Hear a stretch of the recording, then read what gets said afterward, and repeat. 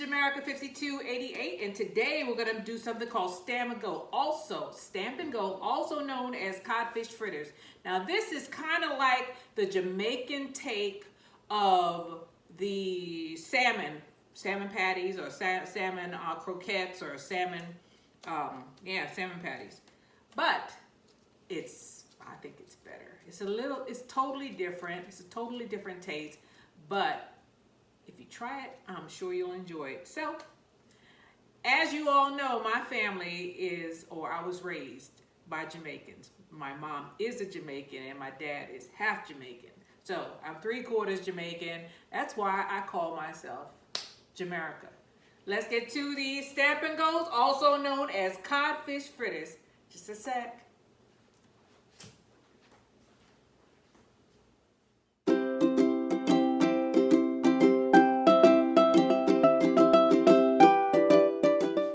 Hello, this is Jamaica 5288, and today we're going to make a Jamaican hors d'oeuvre, or I should say a West Indian hors d'oeuvre, called Stamp and Go, also known as codfish fritters. How do you know about that, Jamaica? How do you know you're a Texan? Well, I'm not originally from Texas, and my family is from Jamaica. I'm an import. But they took me in, they opened their arms and said, you're welcome here. As long as you pay them property tax.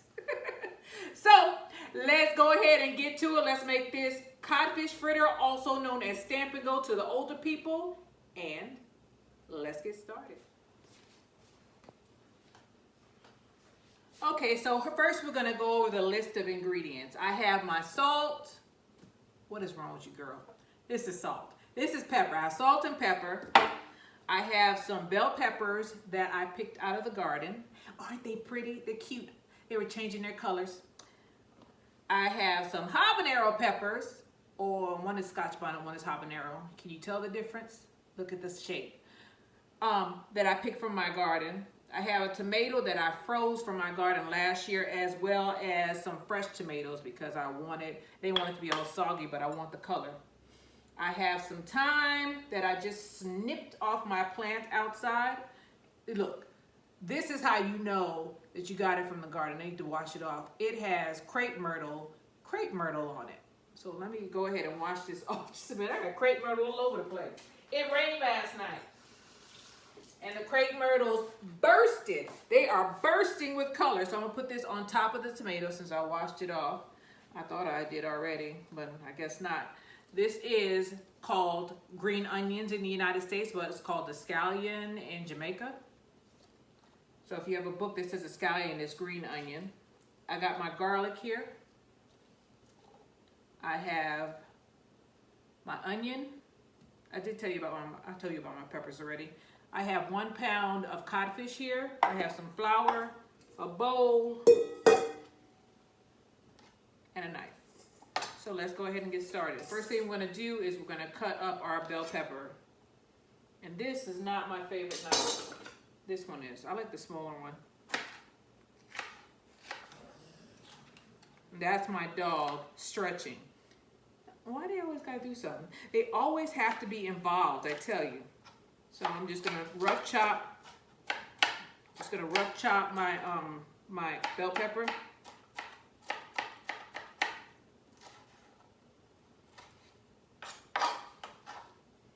I'm so glad that when I was a kid, my grandmother and my mom, mostly my grandmother though, took the time to try to teach me how to do things. My grandmother saw that I showed an interest. Initially, I showed an interest in sewing because my grandmother was a seamstress. She came here to the United States and she worked and worked and worked, and then she brought my mother over here with her brother and sister. So it can be done. Can be done legally. It used to be easier years ago for West Indians to get to United States, but you can still come if you get somebody to sponsor you. Anyway, enough of that. But my grandmother, who was, a grown woman when she came from Jamaica, my mother was a little girl, she saw that I took an interest in curried chicken, curried goat, and she just started showing me how to make specific items. And this was one of them. Although for years because I joined the military and then I just got away from my roots and I stopped cooking the stuff that I cooked at home. And if you don't use it, after about 10, 20 years, you're like, what? Yeah, I know about that. I buy it from the grocery, I buy it from the Jamaican store. I don't make it myself. And there is a difference between making stuff. I just chopped up the bell pepper. I'm not going to put this one in there. That's enough, I think. There's a difference between somebody making something for you and you making it yourself. You make it yourself, you know for sure what you put in there. Now, I didn't make the flour, but I'm hoping that they were telling me the truth about it. It's white flour. It's not, it's not the best, but, you can only do so much. But, you don't know what they're putting in there. And not to say that they would, but you don't know. That's why a lot of people, are getting these illnesses that their family history, they have no history of it in their family history. And they're like, how did I get this, this disease? I'm the only one. Or, my mother and father didn't have this. It's because you're eating other people's food. It might not even be other people's food because some of that stuff is just rehydrated. The first time I ever saw, cutting on my onion, why would I do that first? But anyway, the first time I ever saw rehydrated food was in the military. They would give us something that was dried up. It's like a dried up brick. They weren't T-rats. They weren't C-rats. They weren't MREs. Were they MREs? I forget what they were. But you put water in it, and it just makes potatoes. It makes, it's dried up. A dried up brick. Yeah, it was MREs. It was MREs. Now I remember. You get the MRE and you open it up. It's not that happening nowadays, but when I joined, you put some water on that, and all of a sudden it turned into like a meat pie. And so I know about that stuff, and I know it's not good for you. That stuff was full of salt and all kind of chemicals, and they did that because they called it survival food, because that food, you could throw it out in the middle of the sun in a box, and 30 years old later, you go pick it up, and you can still eat that stuff. And it's full of calories. Back then, when you're a young person, you could eat that stuff. But the older you get, the worse it is for you. Your body starts shutting down, talking about this is not real food. This is not fresh food. And if you don't straighten up and fly right, I am going to do something. I am not going to, you're not going to work. Your body's not, it's like a machine. It's not going to work correctly. So whenever you can, try to cook your own food. And by cooking your own food, I'm not talking about that box stuff. I'm talking about from scratch. Just like I'm doing from scratch. Everybody can learn how to cook. Although I didn't think my brother had the capability. That poor guy, man. He couldn't even cook an egg. He couldn't do anything. He was totally reliant on women. He couldn't cook. My little brother, he can cook though. I have one brother now. I had two. One passed away. So here we go. And I believe his illness or how sick he got was because of the way he ate. He never cooked his food. He always ate out. So I got my onion and I'm about to start crying. Let me wash this board off. I'll be right back.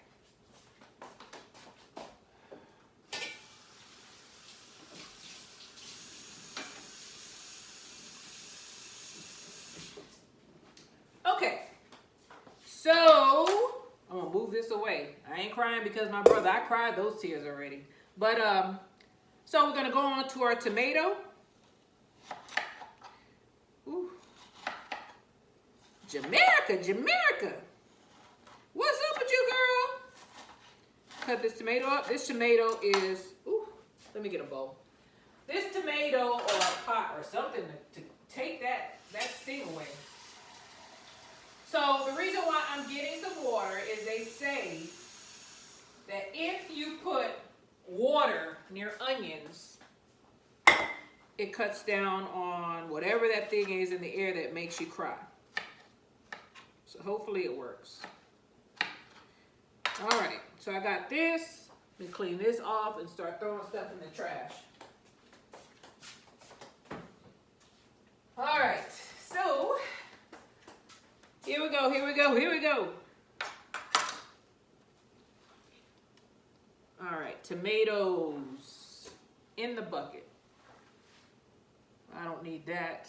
Let me do the rest of the tomatoes. I'm gonna move these onions, these green onions out the way, move the thyme out the way, and I'm gonna take, how many small tomatoes make up a big tomato? That's the question. I'll just take the ripe ones out and leave the other ones. This is how you know I grew it myself. I grew it myself.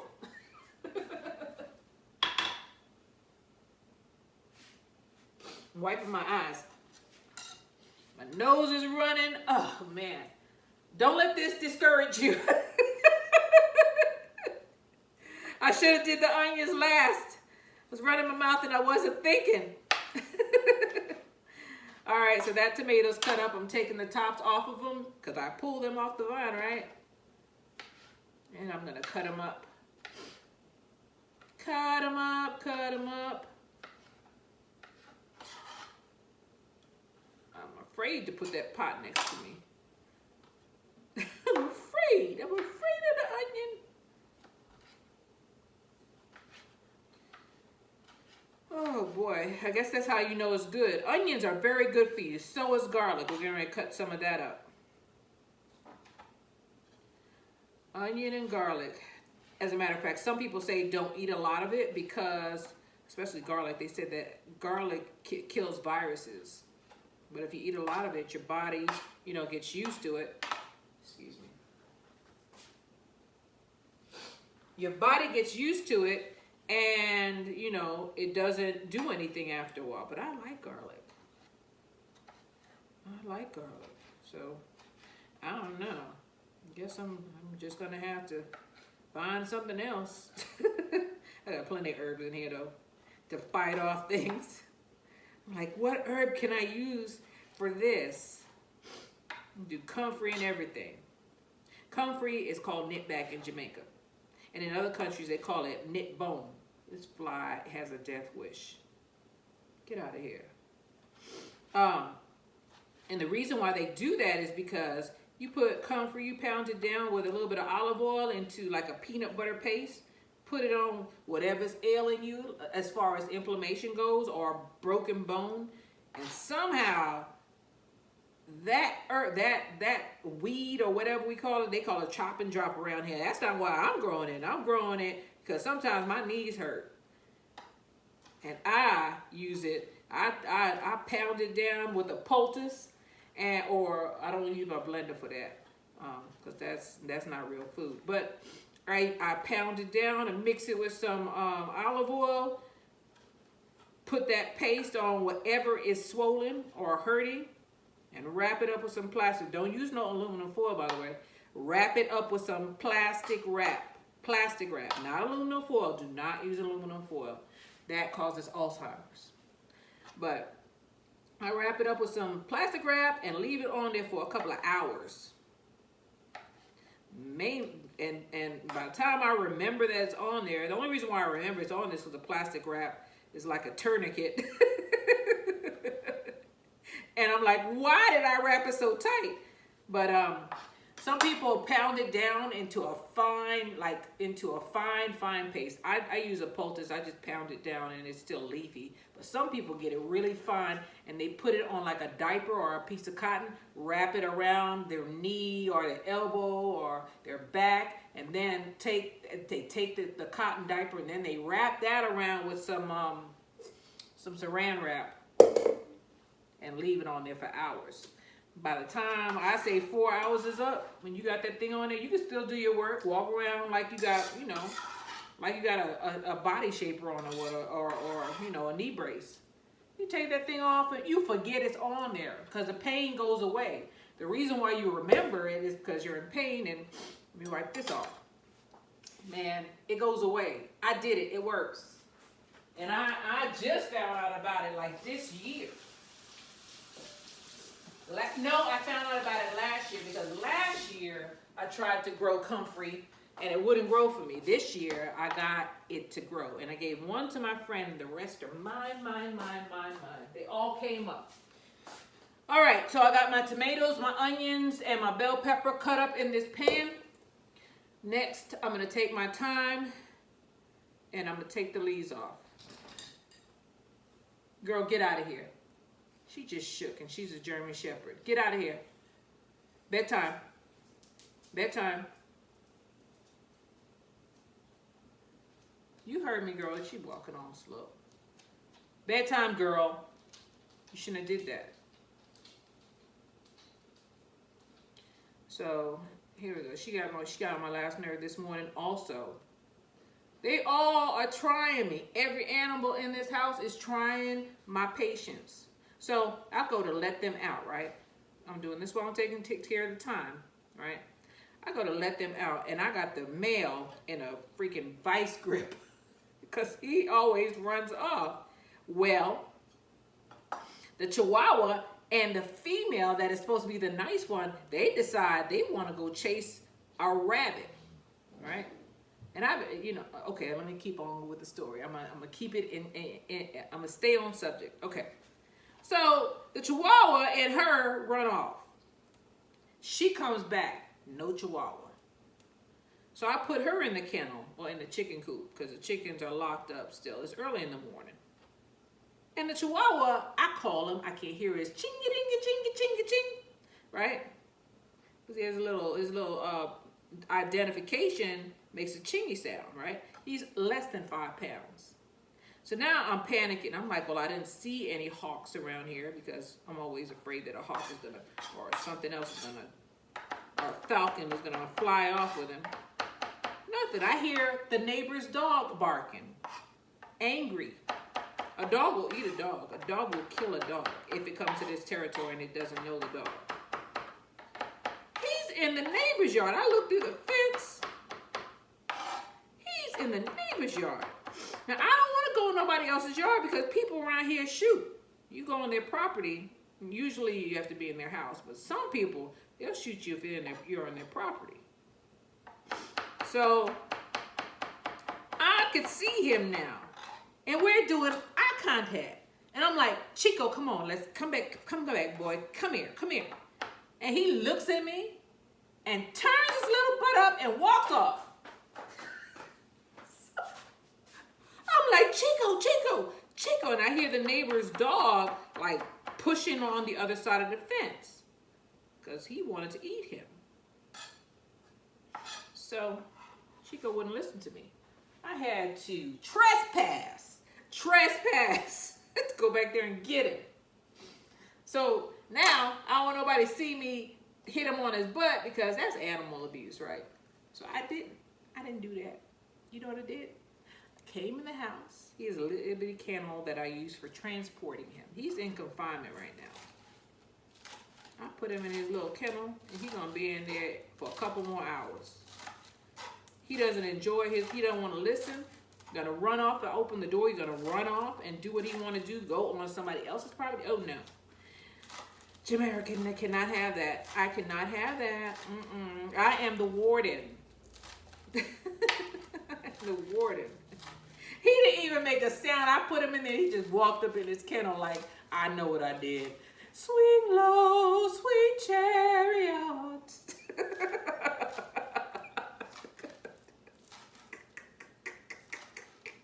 I should have gave him a tin cup so he could take the tin cup there.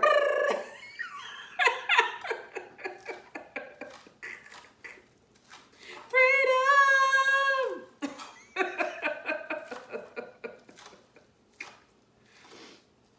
Oh, man.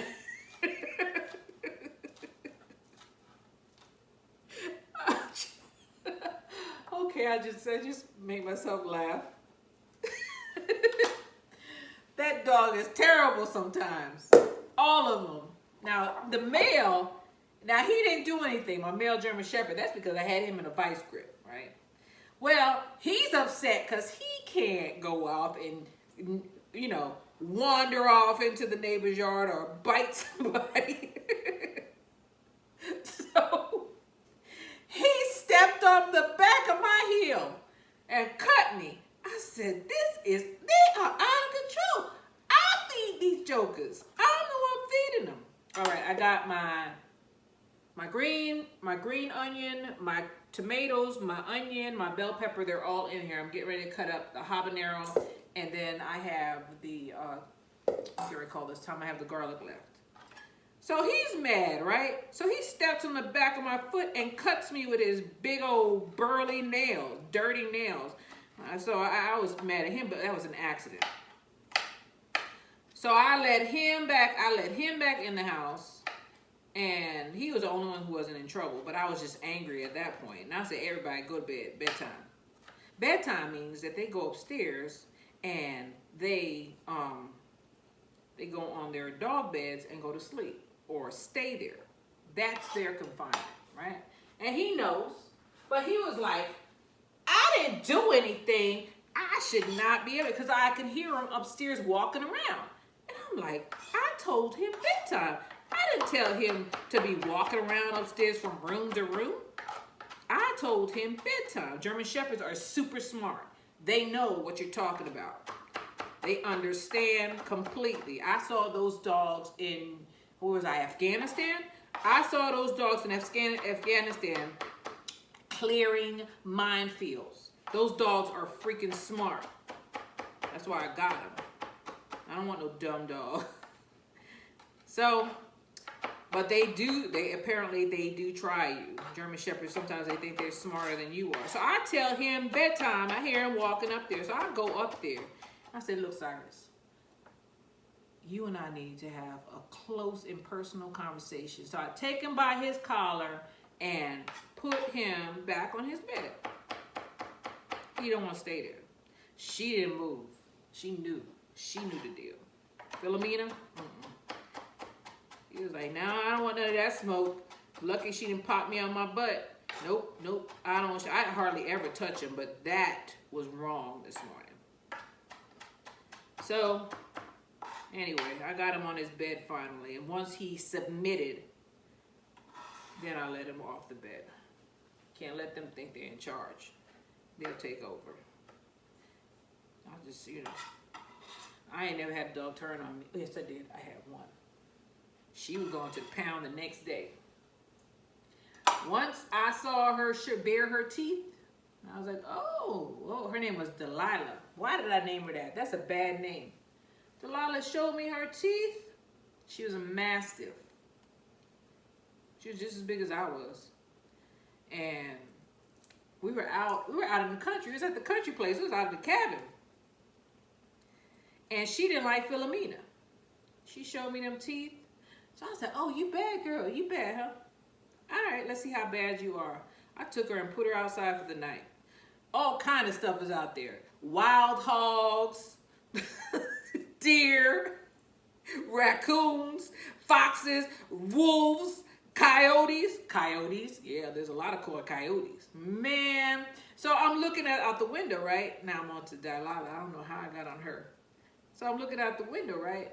I'm not looking out the window. I'm looking out the window. There's a shadow, and she's a black bull mastiff. Huge dog. I couldn't tackle with her. Man, she didn't leave that porch. That dog was so upset. See, she was big and bad in the house, but I took her by a little collar and said, come on, little Delilah. Masters are not as smart as German Shepherds. I said, come on, Delilah, let's go outside. When she went outside, I put her out there and closed the door and went back in. I didn't see her the next morning. She never left the porch.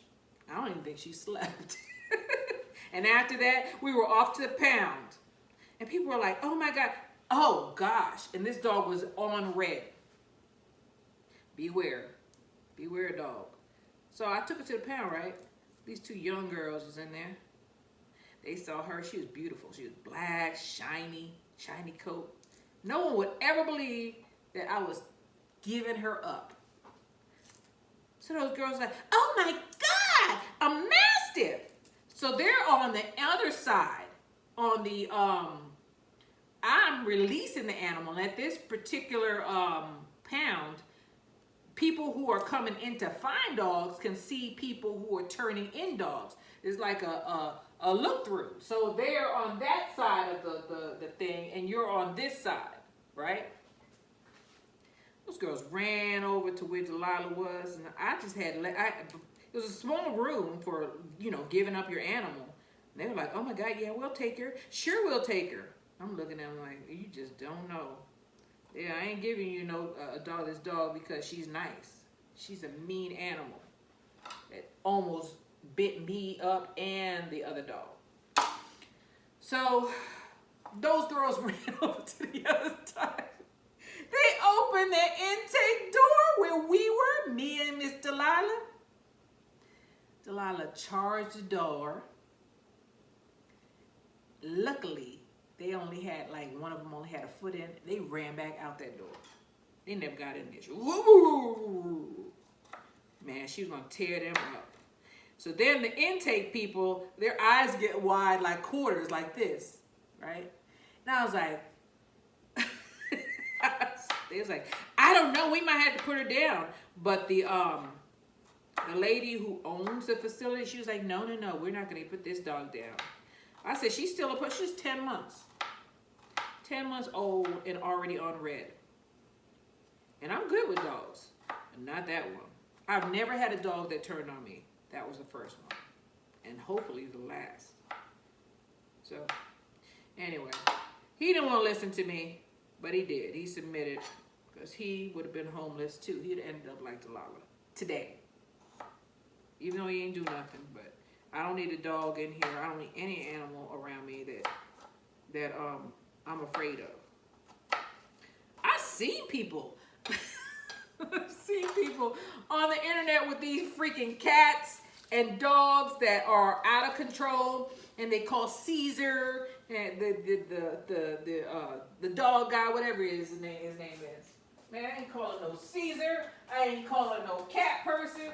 Man, I'm going straight to the pound, and they could deal with it. I don't care if I have to pay. They're like, well, ma'am, it's gonna, and they're being paid anyway. I'm paying these high taxes here in Texas. They're getting my money. It's a service that's provided with the tax dollars. Yeah, I ain't calling no Caesar, no cat guy. You scratch me or bite me or attempt to bite me or show me your teeth, you're out of here. Ain't putting up with that. One lady said, well, somebody doesn't want to get fed. I say get fed. That's animal abuse. I ain't going to stop feeding them because they won't listen to me. Oh, no, I'm just going to go give them to somebody else. And I'll let them know because they have a questionnaire when you turn it in. When I turn in Miss Delilah, why are you getting rid of her? Because she's mean. That's what I put on there. She's a mean dog or a mean puppy. I was upset about that. That dog cost me a lot of money, but it ain't worth it if the dog gonna chew you up. Chew you up. You would have been seeing a whole different story here on YouTube. Hello, my name is Jamaican, and I once had 2 arms. Today I only have 1. My dog bit my arm up. That or I shot the dog and they get me for animal abuse. You bite me and I got access. Pow, pow. Pow, pow, pow. I dragged her big butt and threw her in a ditch. I'm sorry, I shouldn't be telling you. But if she had bit me, I am not responsible for my actions after that. It's me or her at that point. Oh, boy. All right, so the garlic is cut up.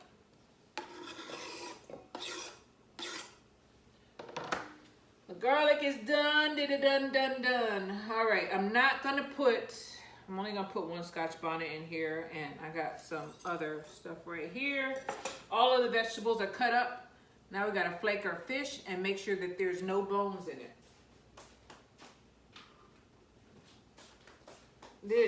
Now, the funny thing about this is that this particular company says that there's no bones in their fish, and I have found bones in their codfish. And I'm just breaking it up into pieces like this. Let me get this thing away from me before I start crying again. I don't smell the onions anymore because they're covered with everything else. But I'm not taking my chances. I'm not taking any chances. All right, so we're just flaking the codfish, right, into pieces. You don't have to flake it into small pieces. You just flake it up like this. See that? That looks weird, right? I shouldn't have did that.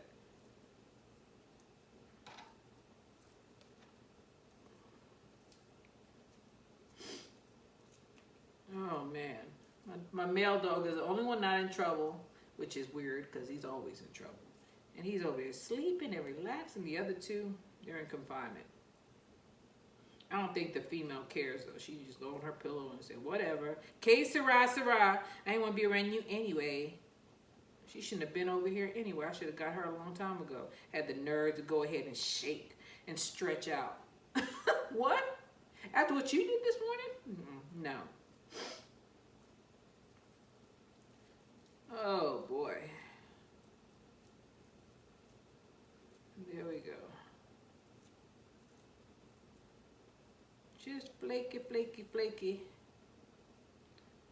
This is a pound of fish. Unsoaked a pound of fish. It's soaked now.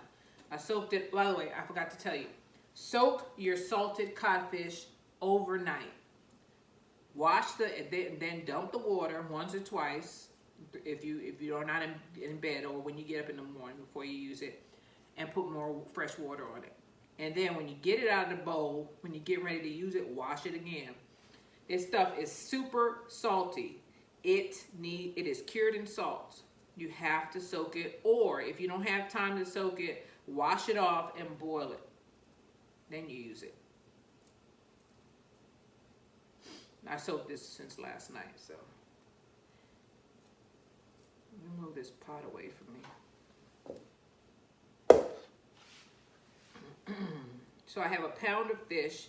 I am going to use 2 cups of flour, and I'll taste it, and then I'll put some black pepper in it. And I don't think I'm gonna use the salt at all. I just have the salt here just in case. If you boil the fish may become bland, so you might have to put more salt in there. But if you don't taste it before, do not put any salt in it, or you'll be sorry. You won't be able to eat it. It'll be too salty. I gotta learn how to cure my own fish, because this stuff, when I was in New York, we used to go to a Chinaman store and they'd have this codfish just sitting out there in the sun, dried up, covered with like salt. Nowadays they try to be all bougie with it. They put it in the refrigerator department. I'm like, that stuff don't need to be refrigerated. That's not how we had it when I was a kid. We used to just pick up a big old slab of codfish, dried up codfish. I mean, the thing was so dry that you would pick it up and it would be like picking up a piece of wood. It was so dried up, it was unpliable until you soaked it in water. And it stunk. Ooh, it smelled so bad. But nowadays, they put it in these little neat, like chicken chicken packages where they package the chicken and they put it in not the freezer department, but the refrigerator department. I'm like, that doesn't require refrigeration anymore. That thing is dry. And putting it in the refrigerator exposes it to humidity, which is not good for dehydrated food. But that's just me. I don't know. Y'all tell me. Am I wrong? You dehydrate food, you don't put it in a refrigerator. You don't want any kind of humidity next to that dehydrated stuff. None. That's the whole point of drying it out and curing it. It's for it not to be exposed to humidity. Anyway, get off my soapbox. Talking too much. Talked about Miss Delilah. I don't like that. I did not. Man, that dog was something else. Bully. She was a bully. All right. Man, I'm almost done. Yes. Now I'm going to fry this with some coconut oil. You can use whatever oil you want. I prefer coconut oil because it has a decent smoke point. Olive oil will, you can't can't expose that to high heat because it has a low smoke point. So, and if you use vegetable oil, that's fine too. I have some chicken grease over there. I could have used. I don't know, but I'm gonna go ahead and use the. I'm gonna go ahead and use the coconut oil since I got it out. We are almost done. I'm gonna put the flour in. Wash my hand and then put the flour in.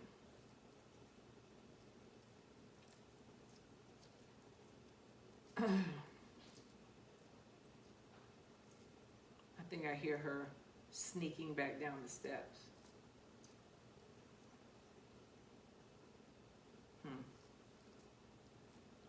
They are something else, German Shepherds. Something else.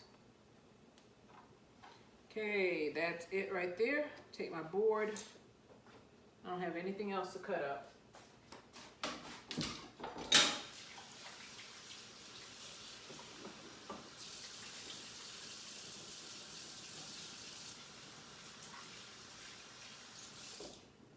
Okay, now I need 2 cups of flour.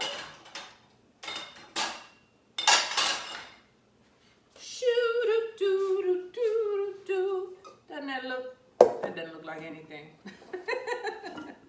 That doesn't look like anything. That's 1, 2, 3. This batter is gonna look like a lumpy pancake batter. That's what it's gonna look like. Let me get some water. No sense in getting a new bowl.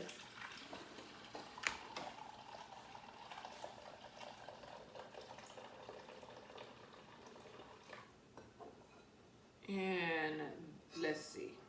I'm gonna put 1, 2,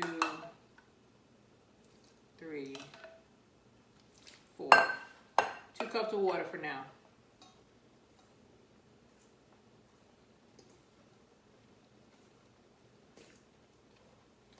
And we're gonna mix this stuff up. Yes, we are. Oh, it smells good. Oh, I forgot the black pepper. Hit it, hit it, hit it. There we go. That's about, I don't know, a teaspoon. Look at that. That look like Rasta colors. Red, green, where's the yellow? I don't see no yellow or black. Come on. It's cool. It's cool with me.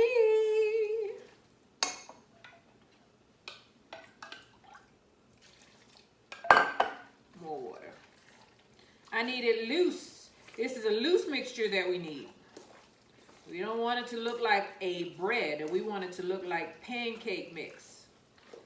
Loose, loose.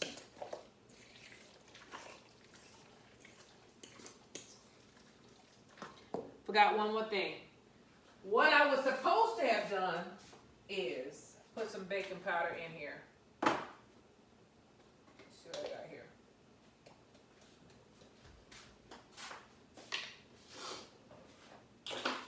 I'm glad I remembered. This stuff would have been flat. Flat, flat. This is about a teaspoon. Teaspoon.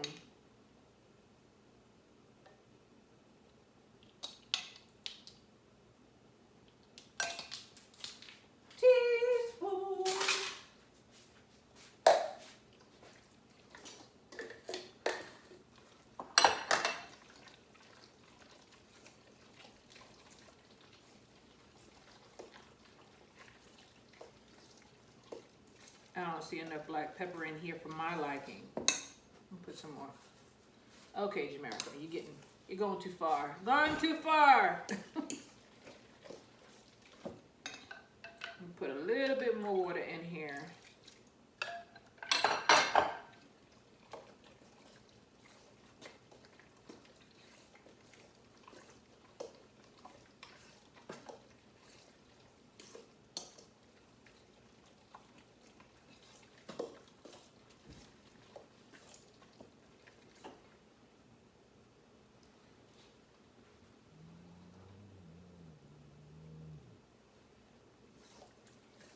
Scotch bonnet. Scotchy is taking over.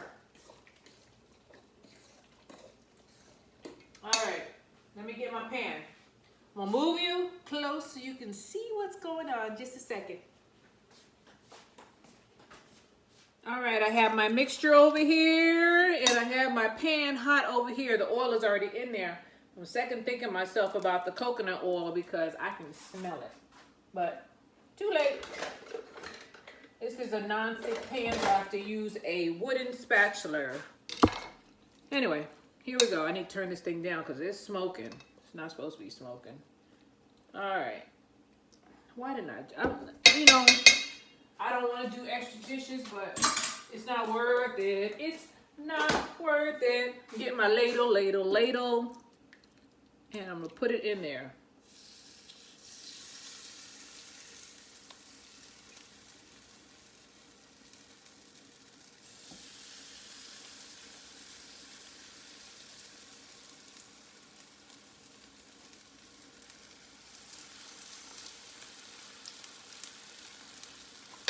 Codfish fritters are not as formed as salmon patties. They're not the same thing.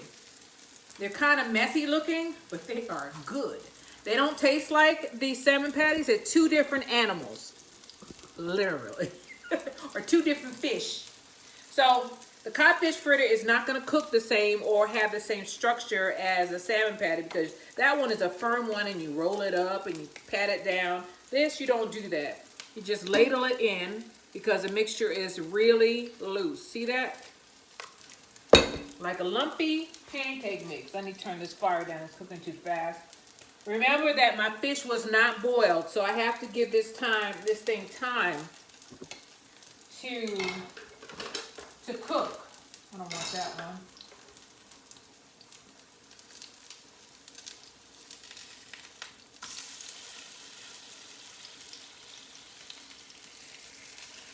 And I don't want it to burn. The last thing I like is a codfish fritter that is burnt up. I turned them too early, but look at that color. Let me let y'all see. Look at that color. See that? That is beautiful. Beautiful. I just want you to know you're my favorite codfish fritter. Put these back.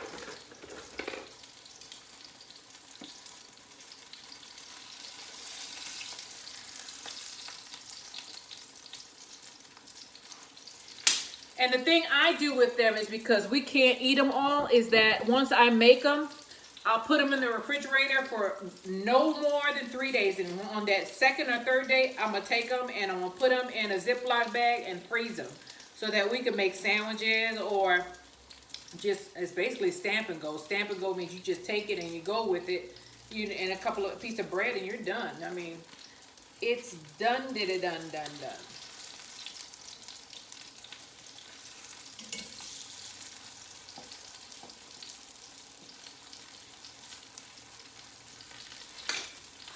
Too low. I'm gonna put it on 5. Yeah, I like cooking and going through some of the experiences, the better experiences that I've had. It's usually funny. After you go through something, you actually realize that if you told somebody that story, first of all, they probably wouldn't believe you, or they just start laughing because it's funny. It's not funny while you're going through it though. Not funny. So you think about it. You're like, what the heck? How? How did I get myself into that? Let me get a plate. No. I want a rack. Where's my rack? Here it is.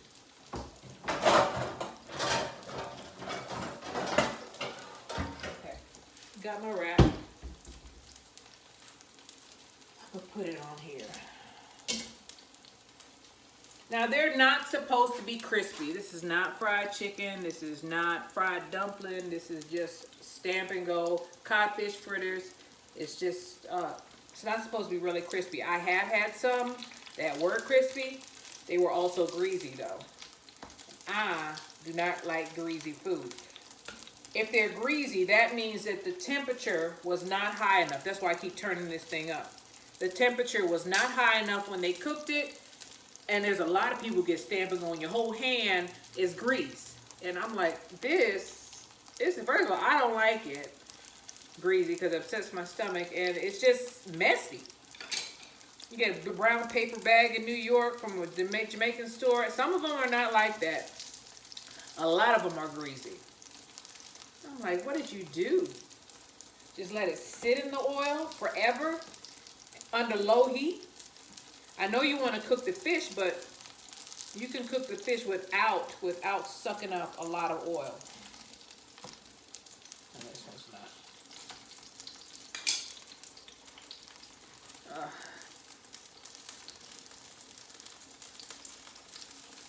Yeah, anyway, here we are. I'm gonna break because it's gonna be a long video and I'll bring you back when I pull them off. What I'm gonna do is I have it on medium heat and I'm gonna let them cook through. I don't want it to soak up a lot of oil. As I already told you that I don't like oily food. So I'm gonna let them cook and you have to let this stuff cook. Fish cooks quick, that's the good thing about it. But we wanna bring them to a golden brown and I'll bring you right back, okay? All right, we're gonna take them off. Yay, team. This one needs to cook a little bit more. See how they're golden, golden, golden? That's what you want. You want them golden. Spread them out so they could cool off. Let's go ahead and put some more in there. This ladle is saving my life today. Last night a ladle saved my life with a song. Last night a ladle saved my life. Last night a ladle saved my life from a broken heart. It's not a problem that I can't fix because I can do it in the mix.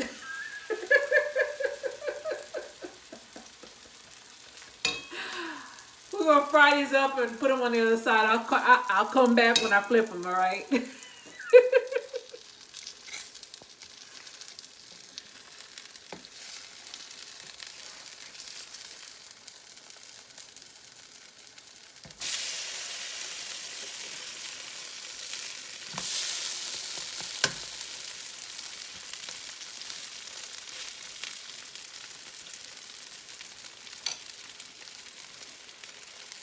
So I'm still cooking, and as you can see, I'm snacking.